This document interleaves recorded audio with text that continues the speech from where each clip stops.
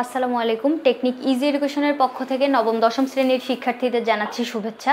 Technique easy education তোমাদের জন্য নিয়ে এসেছে ইজি বায়োলজি এই বইটি, যার একটি পার্ট হচ্ছে বোর্ড কোশ্চেন অ্যানালাইসিস। এখানে তোমাদের জন্য আরও সংযোজিত আছে দেখো কিউআর কোড, যেটা স্ক্যান করার মাধ্যমে তুমি যাতে এই প্রশ্নটা আরেকটু সহজে বুঝতে পারো, আরেকটু সহজে যাতে আয়ত্ত করতে পারো, যার জন্যই আমাদের এই প্রচেষ্টা।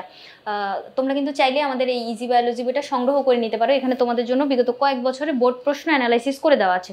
চলো আজকে পর্বে আমরা কুমিল্লা বোর্ড 2021-এ আসা একটি প্রশ্ন নিয়ে তোমাদের সাথে আলোচনা করি। এখানে কি চিত্র দেওয়া আছে দেখো তো। এটা হচ্ছে তোমার পুং গ্যামেটোফাইটের উৎপত্তির একটা ধাপ। তোমাদের বইয়ে যে 4টা ধাপ দেওয়া ছিল, এটা সর্বশেষ ধাপটা, তাই না? দেখো এরকম নালিকা কোষটা নালী তৈরি করছে, আর এখানে হচ্ছে তোমার পুং গ্যামেট তৈরি হয়েছে। তার মানে এখানে হচ্ছে আমাদের পুং গ্যামেটোফাইটের উৎপত্তিটা বুঝাইতে চাইছে। এরপরে হচ্ছে তোমার বি কি দেওয়া আছে, একটা ভ্রূণথলি আঁকছে, তাই না? ভ্রূণথলির ভিতরে এখানে দেখো মাঝখানে হচ্ছে তোমার 3N অর্থাৎ শস্য কোষ উৎপন্ন হচ্ছে, আর ভ্রূণথলির উপরে নিচে 3টা করে কোষ থাকে, তার মানে এটা হচ্ছে ভ্রূণথলি। এবার উদ্দীপকটা বুঝতে পারার পরে আমাদের দেখো ক খ গ ঘ 4টা প্রশ্ন কি দেওয়া আছে। ক নম্বরে তোমার বলছে ভিন্নবাসী উদ্ভিদ কাকে বলে। খতে বলছে যে অনিয়ত পুষ্পমঞ্জরি বলতে কি বোঝো। গ নম্বরে তোমার বলছে চিত্র এ তে পি এর উৎপত্তি, তার মানে চিত্র এ হচ্ছে এটা, এখানে পি এর উৎপত্তি বলতে হচ্ছে পুং গ্যামেটের উৎপত্তি, তার মানে এখানে আমাদের পুং গ্যামেটোফাইটের উৎপত্তি বর্ণনা করা লাগবে। চিত্র বি নতুন স্পোরোফাইট গঠনে ভূমিকা রাখে, বিশ্লেষণ করো। চিত্র বি হচ্ছে তোমার ভ্রূণথলি। এখন ভ্রূণথলি নতুন স্পোরোফাইট গঠনে ভূমিকা রাখে, এটা হচ্ছে আমাদের এখন বিশ্লেষণ করা লাগবে। এবার উত্তরে যদি আমরা যাই, দেখো ভিন্নবাসী উদ্ভিদ কি জিনিস, তুমি এটা নাম শুনলেই বুঝতে পারতেছো। ভিন্ন দেহে বাস করে এরকম দুইটা গ্যামেট, অর্থাৎ যে উদ্ভিদের ফুলগুলোতে, মানে যেই ফুলে তোমার একই দেহে শুধু একটা মাত্র, মানে একটা ফুলে একটা গ্যামেট শুধু থাকবে, অর্থাৎ একই দেহে দুই ধরনের গ্যামেট একসাথে থাকবে না, ওইটা হচ্ছে তোমার ভিন্নবাসী উদ্ভিদ। দেখো যে সকল উদ্ভিদ প্রজাতিতে পুং আর স্ত্রী জনকোষ আলাদা দেহে সৃষ্টি হয়, মানে একই দেহে দুইটা থাকবে না, হয় পুং গ্যামেট থাকবে তোমার, মানে পুংস্তবক থাকবে, নয় স্ত্রী স্তবক, যে কোনো একটা থাকবে, তাহলে ওইটাকে হচ্ছে আমরা ভিন্নবাসী উদ্ভিদ বলবো, মানে ভিন্ন দেহে দুইটা গ্যামেট উৎপন্ন হয়। এরপরে অনিয়ত পুষ্পমঞ্জরি। এখন অনিয়ত পুষ্পমঞ্জরি হচ্ছে যেই পুষ্পমঞ্জরিটার মঞ্জরি দণ্ডের বৃদ্ধি অসীম পরিমাণে, মানে অনেক বেশি বৃদ্ধিপ্রাপ্ত হইতে থাকে, মানে ওইটা যে বড় হইতে থাকে, মানে অনেক বেশি বড় হইতে থাকে, অর্থাৎ কোনো একটা জায়গায় যে ফিক্সড হয় না, এটাকে হচ্ছে তোমার অনিয়ত পুষ্পমঞ্জরি বলবো। এখন পুষ্পমঞ্জরি জিনিসটা কি? ফুলের যে শাখায়, মানে উদ্ভিদের যে শাখায় ফুলগুলো একটা বিশেষ নিয়মে সাজানো থাকে, ওই শাখা সহ, ওই ফুল সহ শাখা পুরাটাকে হচ্ছে তোমার পুষ্পমঞ্জরি বলে। দেখো সপুষ্পক অনেক গাছের ছোট একটি শাখায় ফুলগুলো একটি বিশেষ নিয়মে সাজানো থাকে, ফুল সহ এই শাখাকে হচ্ছে পুষ্পমঞ্জরি বলে। যে শাখায় ফুলগুলো সজ্জিত থাকে তাকে হচ্ছে মঞ্জরির দণ্ড বলে।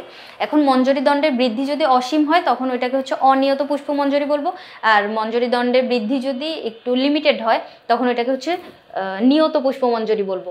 এখন আমাদের গ নাম্বারে কি বলছিল, পুং গ্যামেটোফাইটের উৎপত্তি, তাই না? এখন এখানে আমি তোমাকে আগে চিত্রটা বুঝাই, তাহলে তুমি বর্ণনা নিজে নিজেই লিখতে পারবা। এখন তুমি যদি কখনো ফুলের উপরে এভাবে একটা আঙ্গুল দাও, ওখানে দেখবা হচ্ছে তোমার হাতে হলুদ হলুদ কিছু গুঁড়া অনুভব করতেছো, ওই গুঁড়াগুলো হচ্ছে তোমার পরাগরেণু। এখন পরাগরেণু তুমি তো ওই হাতে তো এভাবে মানে স্পষ্টভাবে দেখতে পাবা না।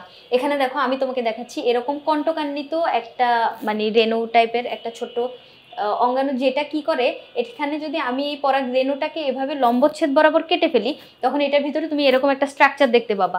কি থাকবে দেখো, ওর বাইরে যে কণ্টকান্বিত যে ত্বকটা, ওটাকে বহিত্বক বলবো, ভিতরে একটা লেয়ার আছে, এটাকে বলবো হচ্ছে অন্তত্বক। আর দেখো কিছু কিছু জায়গায় হচ্ছে তোমার এই কাঁটাযুক্ত অংশটা নাই, এই জায়গাটাকে বলবো হচ্ছে জার্মোপোর ছিদ্র, এই জায়গাটাকে বলবো হচ্ছে জার্মোপোর।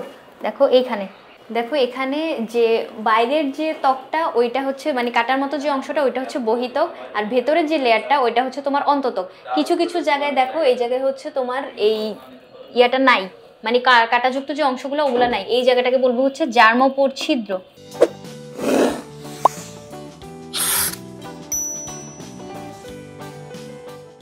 জার্মোপোর ছিদ্র। এখন এরপরে দেখো এখানে দুইটা নিউক্লিয়াস আমরা দেখতে পাচ্ছি, পরাগরেণুর ভিতর একটা নিউক্লিয়াস আছে, ওই নিউক্লিয়াসটা তোমার পরবর্তীতে মাইটোটিক বিভাজনের মাধ্যমে দুইটা নিউক্লিয়াসে পরিণত হয়। একটা দেখো আকারে তুলনামূলক বড়, আরেকটা হচ্ছে আকারে একটু চিকন একটা নিউক্লিয়াস, মানে ছোট একটা নিউক্লিয়াস। এখন তোমাকে আরেকটা কনসেপ্ট আমি বুঝাই। এরকম দেখো, মনে করো ও আকারে বড় একটা কোষ, এই কোষটা কি করবে, ও যতটুকু ব্যাস অর্থাৎ যতটুকু ও চওড়া ততটুকু একটা নালী তৈরি করবে। এখন দেখো ও মনে করো এই জায়গায় হচ্ছে নালী তৈরি করছে, এই নালীটার ভিতর দিয়ে একটা ছোট নিউক্লিয়াস অনেক সহজেই যাতায়াত করতে পারবে, তাই না? কিন্তু এখন দেখো ছোট নিউক্লিয়াসটা যদি নালী তৈরি করতো, ও মনে করো একটা ছোট নিউক্লিয়াস, ও হচ্ছে এভাবে নালী তৈরি করছে। এখন এই নালী ভিতর দিয়ে কি এই বড় নিউক্লিয়াসটা কখনো যাইতে পারতো? ও এখানে আটকায় যেত না। তাহলে তো তুমি সহজেই বুঝতে পারতেছো যে নিউক্লিয়াসটা আকারে বড় হবে সে হচ্ছে নালী তৈরি করবে, আর যে হচ্ছে ছোট সে ওই নালীর পিছে পিছে অগ্রসর হবে। তাহলে এই কনসেপ্টটা এখানে বুঝাই যাইতেছে।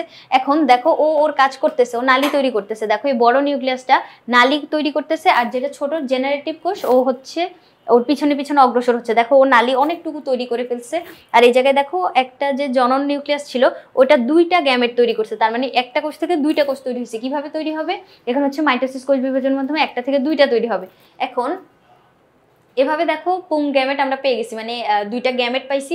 এই দুইটা গ্যামেটই হচ্ছে আমাদের পুং গ্যামেট, অর্থাৎ পুং গ্যামেট সৃষ্টির মাধ্যমে পুং গ্যামেটোফাইটের উৎপত্তি সম্পন্ন হয়েছে। এখন আমি তোমাকে এখানে যে কথাগুলো বলছি না, এগুলো এখানে বর্ণনা ভিতর দেওয়া আছে। দেখো কি বলছে, পরাগরেণু পুং গ্যামেটোফাইটের প্রথম কোষ। কি জন্য? এই যে পরাগরেণু পুং গ্যামেট তৈরি হয়েছে কিভাবে, এখান থেকে শুরু হয়েছে না? পুং গ্যামেট তৈরির একদম মাতৃকোষটা হচ্ছে পরাগরেণু, তার মানে পরাগরেণু পুং গ্যামেটোফাইটের প্রথম কোষ। এই প্রথম কোষটা কি হয়েছে, মিওসিস বিভাজনের মাধ্যমে চারটা অপত্য কোষ তৈরি করছে, যেটা হচ্ছে পরাগরেণুতে থাকা অবস্থায় অঙ্কুরোদ্গম শুরু হবে ওগুলার। পরাগরেণুর কেন্দ্রিকাটি মাইটোটিক বিভাজনের মাধ্যমে একটি বড় কোষ তৈরি করবে। এই যে এখানে ওর ভিতরে যে নিউক্লিয়াসটা ছিল এটা হচ্ছে মাইটোটিক বিভাজনের মাধ্যমে দুইটা কোষ তৈরি করছে। দেখো একটা আকারে বড় আর একটা হচ্ছে ছোট। এখন ওই যে আমি তোমাকে বলছি না যে বড় কোষটা হচ্ছে নালিকা কোষ হবে, সে হচ্ছে নালী তৈরি করবে। এরকমই এখানে বলছে যে বড় কোষটি নালী কোষ এবং ক্ষুদ্র কোষটিকে জেনারেটিভ কোষ বলে।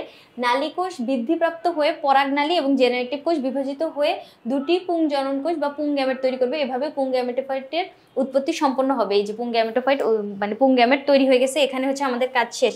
এরপরে আমাদের ঘ নম্বরে কি বলছিল যে স্পোরোফাইটের গঠন বর্ণনা করতে হচ্ছে যে বি থেকে, তার মানে এই যে ভ্রূণথলি থেকে আমরা হচ্ছে স্পোরোফাইটের উৎপত্তি বর্ণনা করব। দেখো আমরা কি জানি জাইগোটে কি হয়, মানে জাইগোটটা হচ্ছে নতুন স্পোরোফাইটের প্রথম কোষ হয়। এরকম যে একটা পুং গ্যামেট আর একটা স্ত্রী গ্যামেট এই দুইটা মিলনের প্রক্রিয়াটা হচ্ছে নিষেকের মাধ্যমে জাইগোট তৈরি হবে।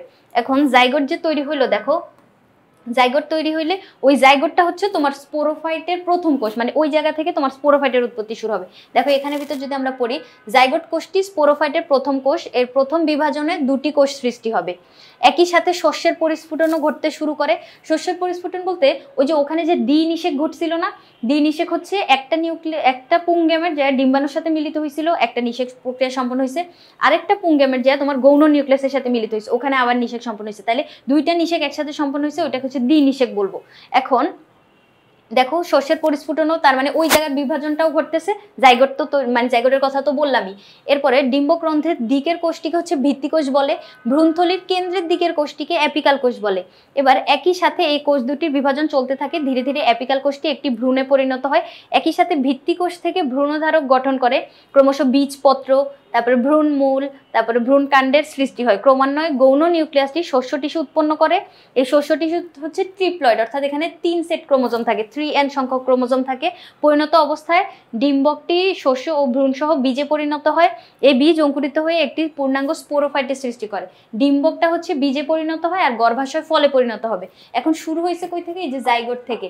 এখন দুইটা যে নিষেক প্রক্রিয়া সম্পন্ন হইলো, নিষেকের মাধ্যমে ডিম্বাণু হচ্ছে তোমার জাইগোট পরিণত করবে, মানে ডিম্বাণু আর যে ওখানে পুং গ্যামেট ওই দুইটা মিলনের ফলে হচ্ছে তোমার জাইগোট তৈরি হবে।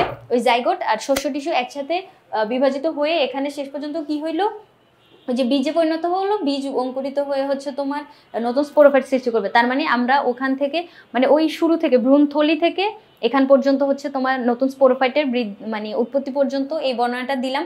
এইভাবে যদি তুমি পরীক্ষার খাতায় উত্তরটা রিপ্রেজেন্ট করতে পারো, আই হোপ সিকিউতে তোমরা একটা স্ট্যান্ডার্ড মার্ক সিকিউর করতে পারবা। এখন প্রিভিয়াস বোর্ড প্রশ্নগুলো অ্যানালাইসিস করার মাধ্যমে তুমি তোমার স্কুলের পরীক্ষায় অথবা বোর্ড পরীক্ষায় এই উদ্দীপকটা ধরতে পারা, ওই অনুযায়ী স্ট্যান্ডার্ড ওয়েতে পরীক্ষার খাতায় উত্তরটা রিপ্রেজেন্ট করতে পারার জন্য এই প্র্যাকটিসটা অবশ্যই দরকারি, যার জন্য আমাদের ইজি বায়োলজি বইটাতে তোমাদের জন্য বিগত কয়েক বছরে বোর্ড প্রশ্ন অ্যানালাইসিস করে দেওয়া আছে। তোমরা চাইলেই এই বইটি সংগ্রহ করে নিতে পারো। আজকের পর্বে এই পর্যন্তই। পরবর্তী পর্বে আমরা অন্য কোনো বোর্ড প্রশ্ন অ্যানালাইসিস নিয়ে তোমাদের সামনে হাজির হব। ধন্যবাদ সবাইকে।